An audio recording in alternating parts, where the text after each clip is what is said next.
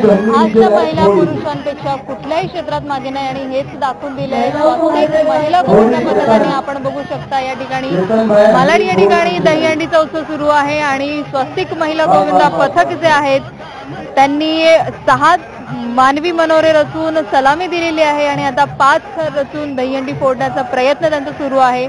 आपण बघू शकता स्वस्तिक महिला गोविंदा पथक 80 ते 100 मुली या पथकात आहेत। अतिशय चांगली तयारी त्यांनी केलेली आहे। आपण बघू शकता 5 थर लावून हंडी फोडण्याचं त्यांचं ध्येय आहे। 6 थरांची सलामी त्यांनी दिलेली आहे। एकूणच अतिशय सुंदर असा त्यांचा प्रयत्न, यशस्वी प्रयत्न आणि आज जे आहे दहीहंडीची हंडी जी आहे ती एका गोपिकेने फोडलेली आहे। स्वस्तिक महिला गोविंदा पथक यशस्वी झालेला आहे दहीहंडी फोडण्यात। व्हिडिओ जर्नलिस्ट रामचिक बारीक सह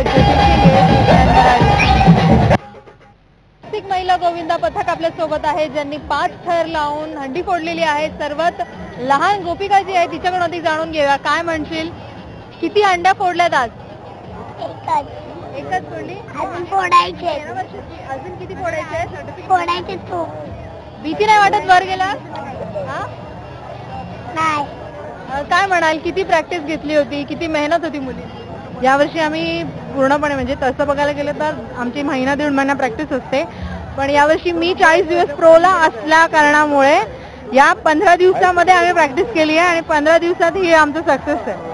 आणि गेल्या वर्षी पण आमचा गोविंदा गल्लीबोळ्यात खेळला जाणारा हा गोविंदा न्यूयॉर्कला जाऊन आला। त्यामध्ये आमच्या गोविंदा पथकाच्या जवळजवळ 3 मुलींचा समावेश होता आणि तसंच या सगळ्या मुलींचा आणि या पूर्ण मुलींबरोबर त्या मुलांचा आणि सगळ्यांचा आम्हाला पाठिंबा आहे, म्हणून आज हे सक्सेस दिसतंय। मुली एवढ्या पुढे जात आहेत त्याबद्दल काय म्हणाल? असं म्हणता येणार नाही, म्हणजे मुलं पण पुढे आहेत त्याबरोबरीने आता मुलींना तुम्ही 33% आरक्षण दिलं आहे याच्याबद्दल सरकारचा आम्ही आभार मानतो, पण तसंच आम्हाला पण मुलींना पण असं वाटतं की कुठेतरी जाऊन मुलींनी पण पुढे काहीतरी करावं। अचीवमेंट आहे एक प्रकारची ही, त्याप्रमाणे मुली पण आता बऱ्यापैकी खूप प्रयत्न करतायत आणि आम्हाला सगळ्यांना अभिमान आहे की आम्ही पण पुढे जाणार आहोत।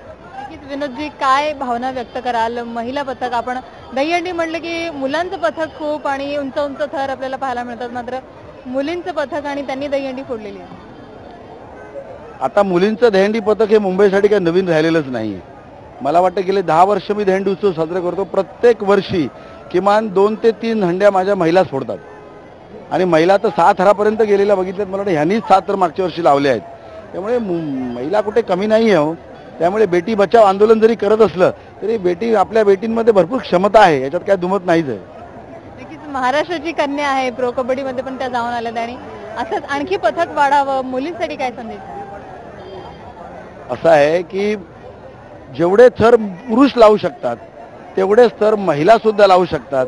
हे महिलांनी ऑलमोस्ट प्रूव्ह केलेलं आहे। आता ते त्यांच्या पुढे जायच्या तयारीत आहेत आणि मला वाटतं ते नक्कीच जातील, कारण बॅलन्स करणं हे महिलांच्या स्वभावातच असतं। ते मग ते घराबाहेरचं वागणं असो किंवा घरातलं असो, सर्वांना बॅलन्स करून घर जसं एकत्र राहणं तसं पूर्ण गोविंदा बॅलन्स करून आपल्या टार्गेटपर्यंत कसं पोहोचणं, it is in built with them. नक्कीच महिला अशाच पुढे जात राहतील असं यांचं म्हणणं आहे। व्हिडिओ जर्नलिस्ट राम बारीक सह ज्योती शिंगे, TV9 मराठी। आता इथे एक छोटासा ब्रेक घेऊयात, पाहत राहा TV9 मराठी।